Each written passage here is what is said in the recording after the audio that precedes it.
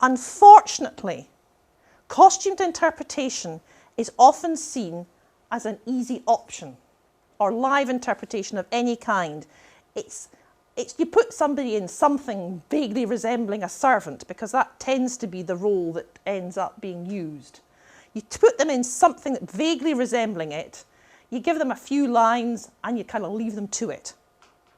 And you think that that's enough. And it's not. It has to be well researched.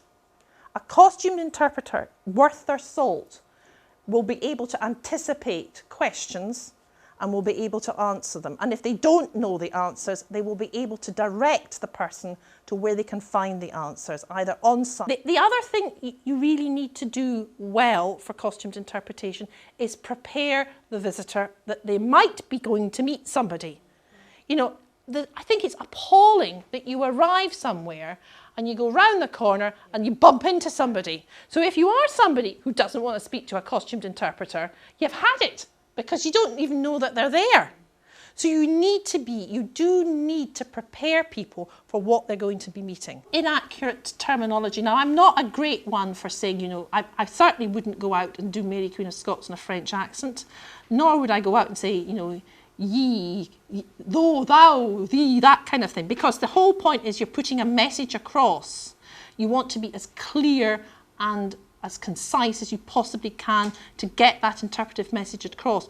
But equally, being a medieval character, I wouldn't go around saying okay the whole time, because it's completely inappropriate to the character you're trying to portray. So if you're Mary Queen of Scots, you don't say, right, okay, sit down over there, boys and girls, because it just wouldn't have, you know, it takes away from the dignity of the character that you're trying to portray. One of the things that sometimes is a problem about costumed interpretation is that the costumed interpreter uses it as an opportunity to push their own views, particularly political ones. And that is a really difficult one. So, you know, you have to, if you, it'd be a bit like saying, you know, right, we'd like you to be Margaret Thatcher today. We want you to interpret the Iron Lady. Now, you might find it quite hard to find somebody who will turn up and do that and not try and push some of their ideas as well. That's something you do have to guard against, that you make sure that people are very much on message to what you want them to deliver, and they don't try and sneak in some of their own views along the way.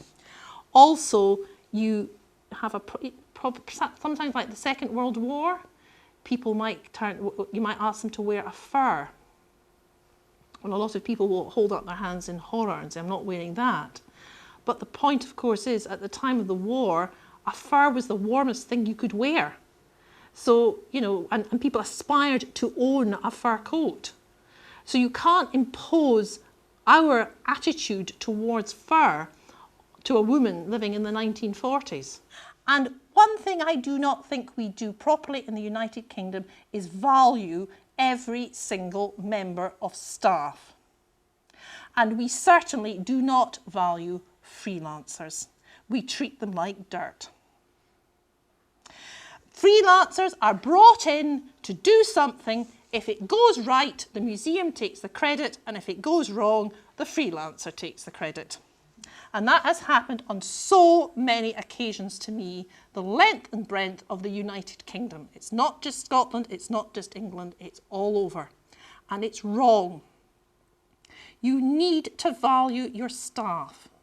What you really need to do is run this course again and offer it to everyone, even the cleaners, the cafe staff, everyone, so that they feel that they are part of it. Sometimes costumed interpreters are got in as an add-on. You know, we've done the exhibition, we've done everything else, we just want to get somebody else in, and they're not given enough guidance about the theme that they should be using. So you really need to be very clear with the interpretive messages that you want the person to put across.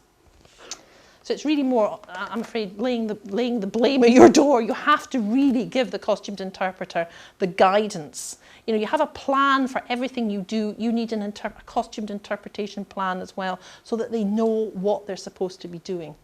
Well, I think live interpretation is really important because today people are being removed from personal connections. And I think we need people to make personal connections with objects and buildings, because sometimes the building is an object. If you go to Blackwell House, it's actually the house that's the object as much as what's in it. And I think people need to make personal connections, because I think in today's world we are being removed from these things by the use of various computers and what have you. That's not to say that you can't use them as a role in interpretation, but I think people are important. I mean, my remit is very much costumed interpretation. I think it's a very valuable tool. It helps people to imagine the past, and it doesn't recreate it, but it does interpret it.